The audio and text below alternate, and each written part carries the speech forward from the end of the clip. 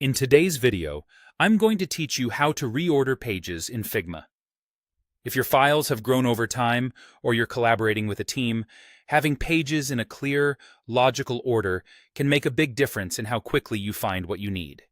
Today, I'll walk you through the simple process of reorganizing your pages, along with helpful context so you know exactly what's changing and why it matters.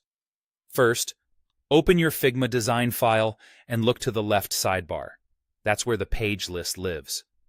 If you only see the current page name at the top of the Layers panel, click that name to reveal the full list of pages in your file.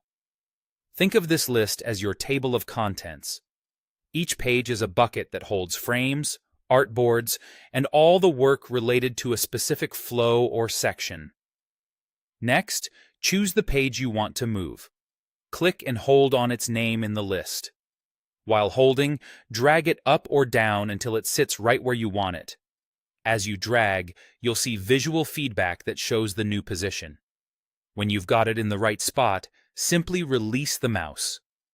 The order updates immediately, and from now on, that's how your pages will appear in the sidebar for you and your collaborators. This change is purely organizational. Reordering pages doesn't change what's on those pages, and it won't break frames, components, or prototypes that live inside them. It just makes navigating the file faster and more intuitive. If you're working with teammates, this helps everyone understand the structure at a glance and reduces time spent hunting for the right section.